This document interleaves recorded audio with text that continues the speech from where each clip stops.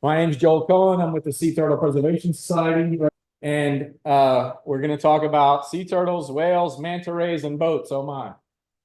We live in an amazing place. You probably already know that. You're here at Nature Day.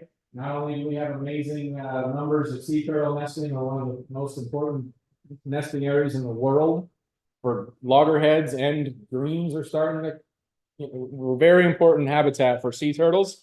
We're also part of the calving grounds for North Atlantic right whales. The entire species of North Atlantic right whales calves from North Carolina through Florida. And every winter, this January to February is our prime time. We get moms and babies down here. It happened again this year in February. Unfortunately, she didn't make it past Savannah till that happened. So we're also, through amazing research and science and technology with cameras, and we're learning that we are a really important habitat for manta rays off of our coast. We have both. I'll tell you the information on that. We also have a growing population of us, right? That's no secret. And lots of us are getting more boats. I grew up here. I've had a boat my whole life, love a boat. But I know where I live and I know what's here when, and I just try to be a little more careful. I think we can do that. It's definitely doable. But if we don't have the awareness that they're here, it gets a lot more difficult. If I go out on my boat any time of the year, I'm looking for sea turtles, whales, mantas. So anyway, that's what these photos are. It might be kind of hard to see, but we're getting bigger and faster vessels. These two photos down here, these are actually boats that hit whales that happen to be caught on camera, which is pretty rare. But this was in Mexico, and this was a boat that launched off of a humpback. And the other one is a humpback also, because you can see the little dorsal fin on the back. So it definitely happens. People think it's, oh, I'm going to go out on my boat. It's super rare. No, from the whale's point of view, it happens very often. So real quick, before I get into all that, I promised to give an update on our sea turtle nesting, because it was a pretty phenomenal year as far as nesting numbers go. We can't encapsulate the whole health of sea turtles by just nesting, so I'm going to put an asterisk on there. But we had a record number of nests last year that made all the news. It was hard to go to the beach without seeing tracks or nests. It was quite interesting. So the good news, we set records with nesting, over 212,000 nests in Florida. The exact numbers will come out in March when we go to the meetings and they give us all the numbers that got crunched for the entire state. But loggerheads, 134,000. The previous record was 122,000. Green turtles are getting crazy. We had, and they used to nest, they used to have a big year every 2 years. It's starting to plateau where we're getting big years every year, maybe. So we had 76,000 greens. The previous record was 53,000. That's 23,000 nests over. 1,700 leatherbacks and 10 Kemp's Ridleys. There is bad news with nesting. That's numbers of turtles that came up and laid eggs in a nest.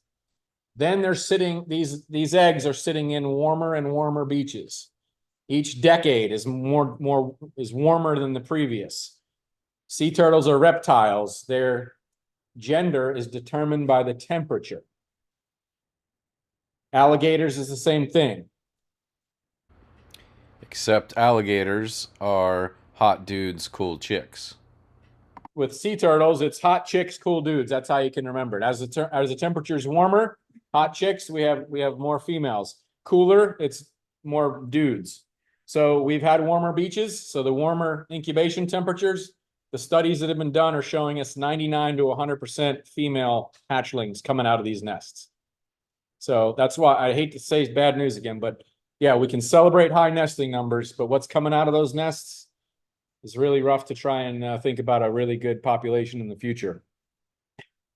They take 20 to 40 years to become sexually reproductive, so we won't know the results for many years later. The results of all this nesting is directly tied to all the amazing work by amazing researchers like this lady right here, Jeanette Hochul. I don't want to call, she probably didn't want me to call her out, I'm sure, but there's a lot of volunteers, a lot of people working on this through conservation, science, volunteering, and the Endangered Species Act also is why we have such record nesting. Okay, leatherbacks, a study just came out that the warmer temperatures are affecting their hatchling success, and that's not so good either. So we'll move on to happier news. In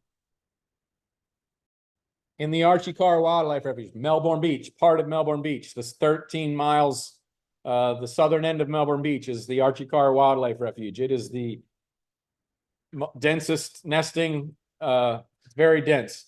Total nests were 38,429. That's about 3,000 nests a mile. Now, they don't nest like in a row or all at the same time, but just to kind of give you a thought process of how many nests that is, 3,000 nests a mile is about one nest every 5.5 inches. Pretty crazy. So is Melbourne Beach important habitat for the global population of sea turtles? Absolutely. This is why lights, dogs, plastics, castles, furniture, human dug holes are maybe not right. You don't want to be doing that stuff where we have this, where we are so important for the global population. So dog beaches come up every couple years. This is why we don't have that. Florida hosts 90% of the sea turtle nesting in the United States. Our nesting season, the way I say it, it's when the first turtle comes up to nest, but we actually have defined seasons, depend what city you're in. Satellite Beach actually starts March 1st, but the county is May 1st through October 31st. That's when we have our lighting ordinance, when it's actually illegal to have lights, any artificial light, including red light, all artificial lights bad for turtles. So anyway, leatherbacks have been nesting in February. Again this year, we have at least 5 confirmed leatherback nests in February, not in Melbourne Beach, but in Palm Beaches farther south of here. So they're starting to nest. So January 1st, 2023, we had a green nest emergence.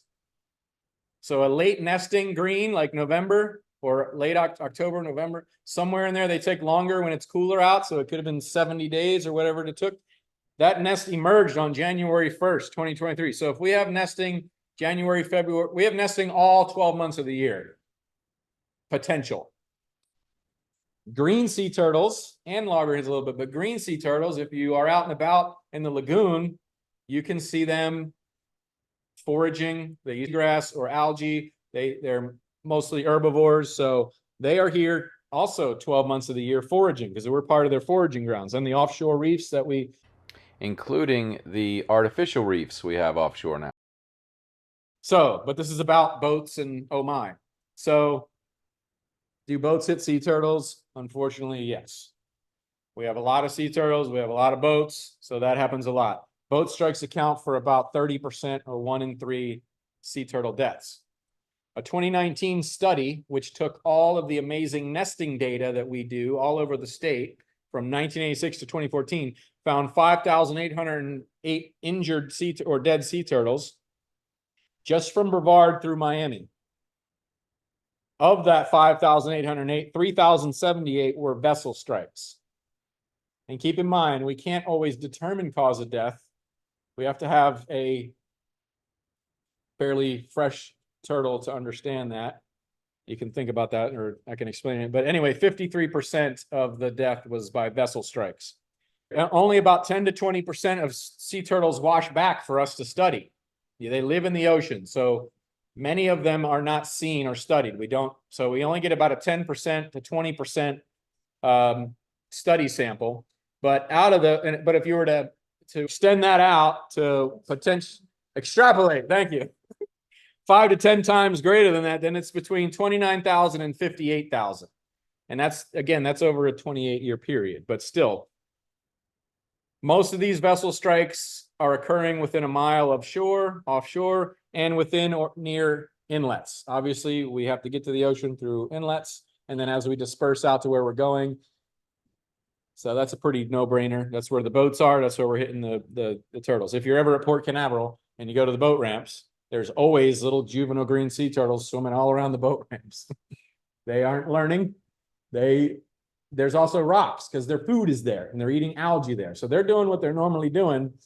And we're putting more and more boats every year. And I'm a boater. I grew up here. I'm not saying anti-boat or anything like that. All I'm saying is we need to understand what's here, and then maybe we can mitigate ourself a little better from hitting these animals. So slowing down, having a spotter, polarized glasses. It's the same thing with manatees. Doing all those things can significantly cut down the mortality and suffering. This all came from a study by Blair Witherington, one of our, and several other researchers. All of data that we would put out by Sea Turtle Preservation is all Published research. So here's a little more information digging into it. The state of Florida, the big thick line.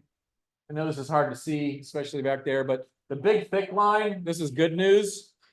That's 2023. We're trending lower than the past 5 and 10 years of the 5-year average and the 10-year average. We're doing better recently, and we have more turtles and more people.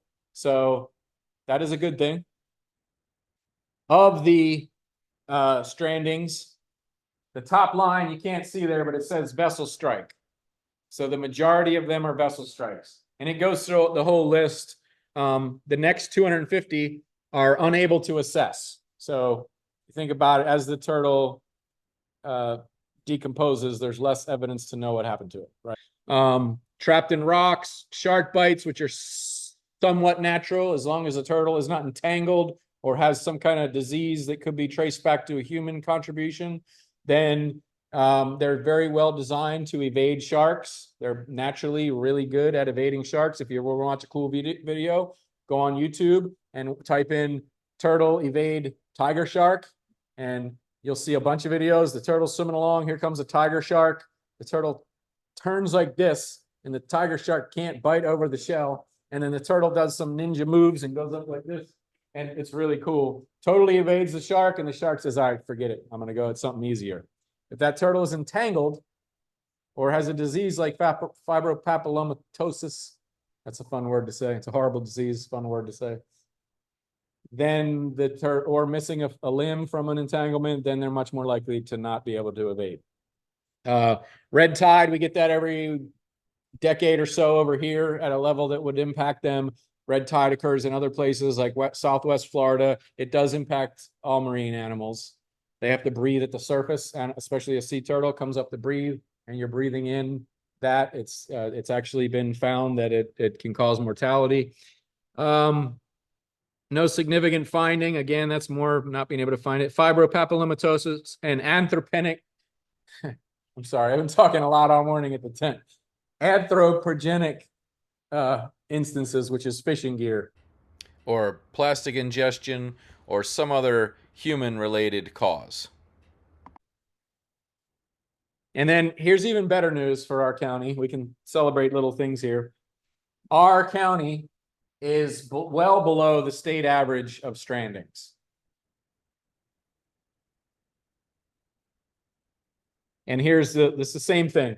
Vessel strikes are number one. Remember, 30%, 1 out of 3 deaths is from a vessel strike. Next, we're on to our much larger charismatic megafauna, which is the North Atlantic right whale. That's the 10 I'm with today. If you haven't been there, please visit. We can talk to you more about it. I'm going to give you a little quick thing about them. Not only are we a sea turtle nesting ground, but we are part of the calving grounds for this entire species. So meaning this is where they give birth and nurse their young, right off of our beach. Now, it's not just our beach. This goes all the way to North Carolina, but this is a super special, amazing thing. It really adds value to living here. So I love talking about this. It's amazing. We have turtles, we have birds, we have all this amazing nature, lots of, lots of amazing stuff. And we have whales. Not only that, we're a calving ground for whales. So it's an easy sell, a whale. It really is. But our whales, I call them our whales, they're born here. They are critically endangered. The current population is only about 350 individuals. We only have about 70 reproductive females remaining.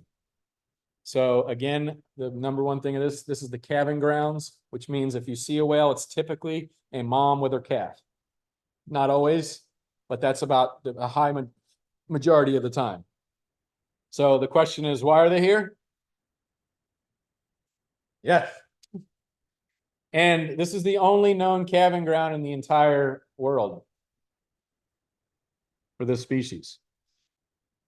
Okay, their range, this animal's, the calving grounds are down here, but the entire North American coast is where they live.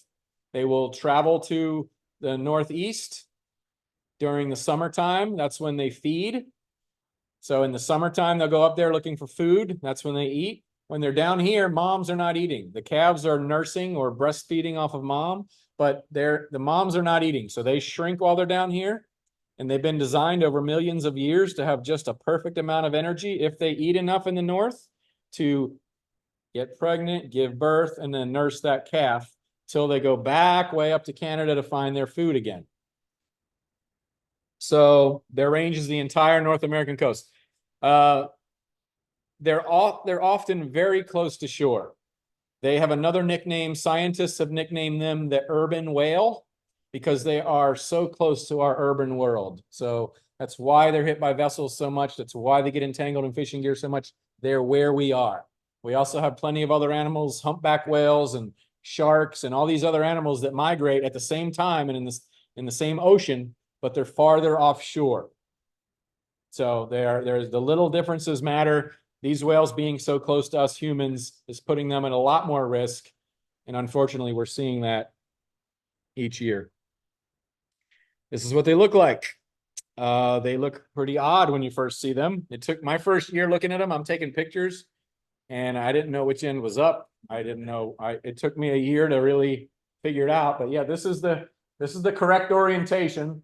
We see when some people display these whales, they put them upside down because they look like they should be upside down. But now they're all black, and I'm sorry this is not such a clear picture, but that's an all black whale with a little bit of a white spot on its belly, which is white pigment.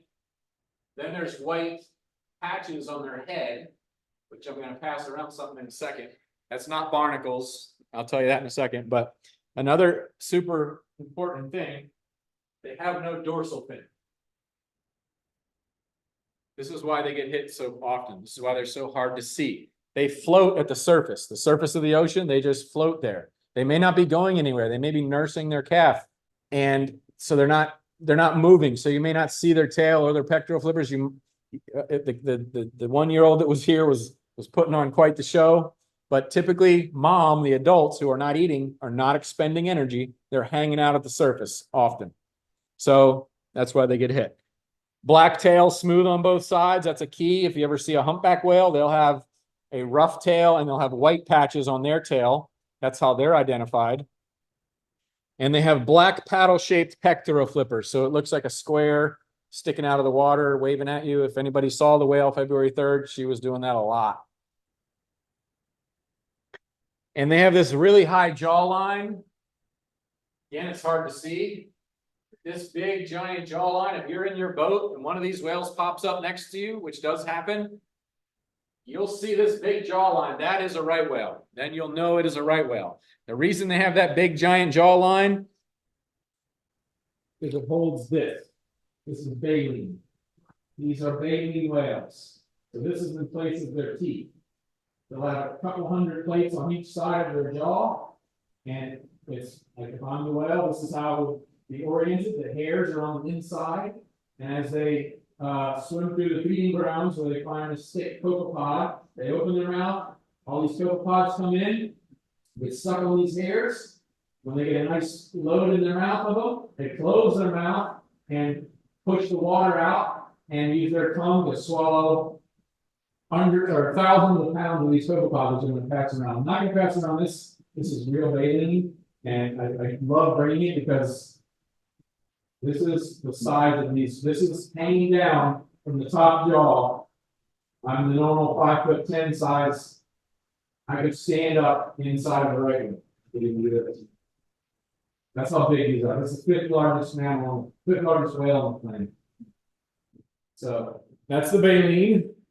I'll pass this around really quick. This is what they're filtering out. And this is real copepods. So please be careful. When you can spin it around and look at how tiny they are, they look like little fat fleas that are loaded with oil. That's key to their diet. So I'll pass that around. You can see that.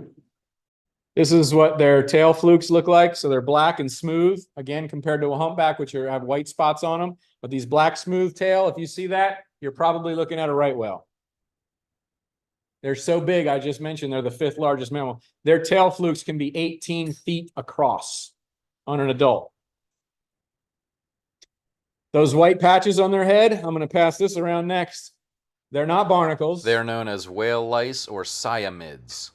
And they crawl around on the whale's head, and that's how we identify them. The white crab is crawling around on a giant fingerprint. If you think about your fingerprint 100x bigger, and then think about these crabs crawling around it, they can crawl up and down the ridges or hang on, and that's what gives us their fingerprint. We ID each and every individual.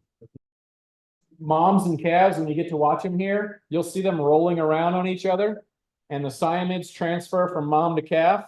There's been a lot of genetic studies on them. They have generations on one whale. There's so much crazy science with those. We can tell the health of the whale.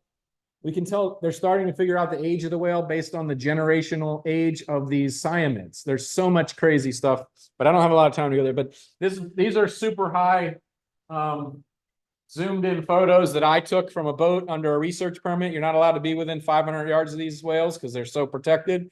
But that's what they look like, these little white crabs, when there's thousands of them inhabiting. There's a better picture, but that's black skin with white or yellowish, pinkish crabs crawling all around dead raised skin. There's a close-up view of what they look like, but you're looking at that now. So this is for the Zoom people. I leave this slide in for when we do Zoom. I'm going to skip this slide. You already heard 350 animals. This was the photos I took to identify this calf. During the 2023 calving season, I took shots of mom's head. Those cyamids, that's what I took pictures of, talking to FWC while I'm doing it, sending them the photos. They identified her as Pilgrim, catalog number 4340. And this was the 9th calf of the season documented, and our right whale calving sighting network is the ones that identified the 9th calf last year. 1 year later, this is our whale, February 3rd. Super happy.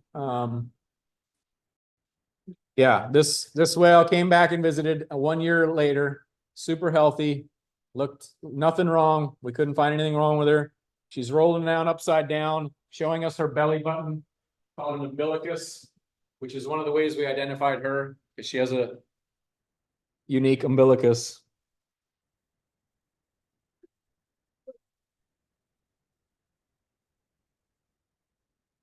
Yeah, I'm gonna have a hard time saying this. 3 days later, she was struck by a vessel.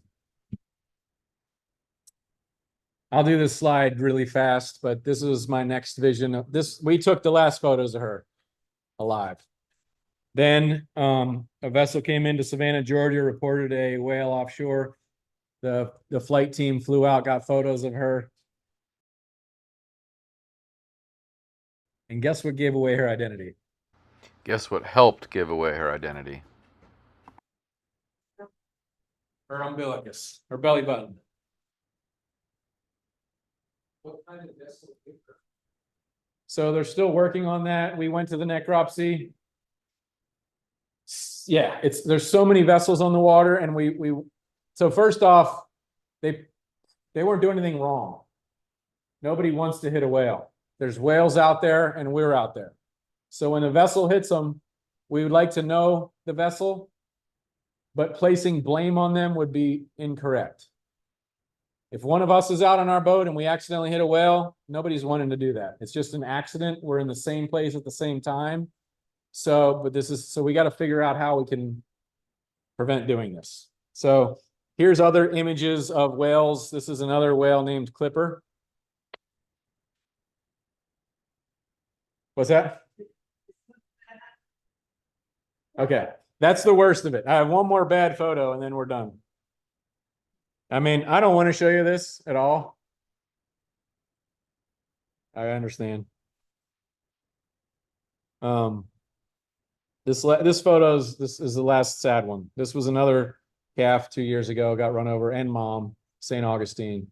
I don't want to show this. I don't want to make anybody sad, but this is what we're doing. I don't know how else to do this without, I mean, I can't hide it. Here's another example. This is the red dot is a 1 year old. Red dot's right here. You follow that. All these vessels have AIS, so they're live tracked. This is the reality. These are ports. Those are vessels coming in and out of ports. This whale's still alive and fine as far as we know. They don't want to self-incriminate. Like I said, I don't know if you heard me earlier. We had four calves and one mom killed it since 2020. The only vessel that called it in was a Mayday call to the Coast Guard because they were sinking. We've heard other stories. There's other things that happen. This is Sebastian Inlet last year. This is Pilgrim and her calf last year, February. Mom and cat. This is fast forward, so you don't have to wait for the whole 6 minutes. And I only have a minute of this left, so I have to go piss. Hard to see, but there's a whale mom with a calf swimming through all these anchored vessels, and they did it right. They just stay there. Keep your anchor down. Don't put your motor on. But then they got out a little bit past the inlet, or a little bit past the tip of the jetty, and 6 vessels surrounded them, completely changed their behavior, and just kept circling. You'll see how they circle them. Mom went subsurface. The calf can't go subsurface for long because the calf has to breathe more often than mom. And they're only in 10, 12, 15 feet of water. But this is what we're doing. We're trying to get that photo. We're trying to get our once in a lifetime moment next to a whale. But this is a mom and her calf. Think about a mom breastfeeding her baby in her living room. And you approach them with your phone or a buzzing machine. You interrupt them. Then they move to the kitchen. You follow them to the kitchen. This is what we're doing. So again, I hate this, but yeah, you'll see 6 vessels surround them. And this is just what we're doing. We don't realize we're hurting them. We don't even know. Most people, they don't know it's a mom and a calf. Oh my God, it's a whale. Let's go look. If it's a whale down here in the winter, it's very likely a mom and a calf. And I got to finish this up. So manta rays, we're also a manta ray nursery. We're figuring this out. Really cool science. If you want to follow the Florida Manta Project, it's the world's largest ray, up to 30 feet wide, up to 5,300 pounds. Again, they're filter feeders. They don't have teeth. They eat they eat small stuff too. Amazing animals. They have super healing abilities. There's a lot we need to learn from them. And guess what? We're finding out in the last 8 years, Florida is extremely, very likely going to be called critical habitat area for manta rays. It's home to a rare nursery and a large aggregation of adults. And also we have juveniles that hang out off of Port Canaveral. And a lot of fishermen have known this for years because it's a popular cobia fishing. They're like a natural fish aggregating device. A lot of the data came from them. So there's a lot. I'm going to fly through these here. If you just Google this stuff, it's all really easy to find. 27% of mantas studied have been entangled in a fishing line. 46% of studied that have been photographed have injuries from vessels.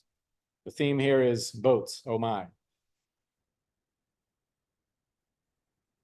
This is my photo of a manta ray. Again, even if this was nice colored photo, or you can see it good, it's hard to see a manta ray. It's hard to see a whale. If you're coming in at 6 o'clock, it's December, it's dark at 6 o'clock. You're coming into port from fishing, it's really hard to see these guys. A lot of comments we get is, how do people not see a whale?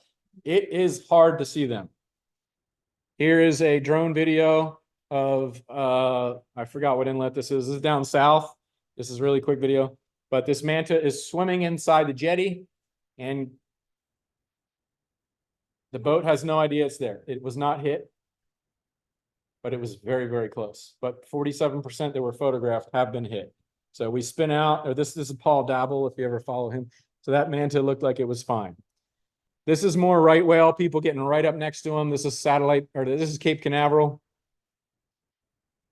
This is, yeah, the top photo is Cape Canaveral. The bottom photo is Cocoa Beach, spring break. We paddle out to him on her surfboard. Remember, mom breastfeeding in her bed, in her living room. We're paddling up to him. We shouldn't be doing that. We run up to him on jet skis. There's a mom and a calf in this photo. The calf is right by the motor.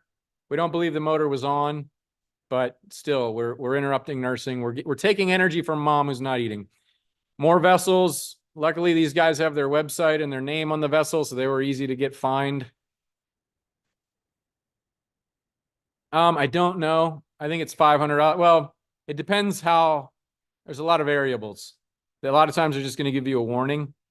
But if you want to get smart with them, they're going to give you 500. I've heard of the one guy that gave him a bunch of crap and he said, okay, fine, here's your $500. So $500 is, there's a ship speed rule. I can talk about that later. I have to wrap this up because there's another group going to present, right? 2:00, I think. So, but I can go over, like, I don't want to take time from FWC. We love them. But here's the current situation. We are hitting these animals. We are in their world, right? I know I've had this discussion. I'm a surfer. I'm a boater. I grew up here. I think the ocean's mine too. It is not. It is there. This is their world. We just need to figure out how to live best with them. If we can't do it on our own, there's the Endangered Species Act and the Marine Mammal Protection Act. NOAA has been sued by a lot of environmental groups to do something about this. They're the ones in charge. So you might hear about this ship speed rule. This is a tough sell, but they're going to try to put a speed limit on vessels 35 feet and longer during the calving season. Maybe this little presentation give you some insight into why that might be needed. I'm not putting an opinion on it. I'm just saying this is what's happening. This is the reality. This is why we have speed limits on the road. This is why we have school zones that you got to go down 10 miles an hour. This is this nursery out here. So there's a lot of this stuff. Plus it's got lots of lobbying from boaters and fish and politics. There's a lot that goes into it. I just wanted to give you the animal side of the view. And don't forget about our manatees. This is a rare photo of an unscarred mom and calf. Thank you very much. If you'd like to, you can always reach me at the Sea Turtle Preservation Society. My name is Joel Cohen. You can follow me. I didn't put my at Joel X photo on social media. I share all this stuff. I volunteer with a bunch of groups. I love where I live. I love the stuff that's here. I want to help protect it and learn how to live with it. So if you're into that, thank you very much. And that's all I got for now. Yeah.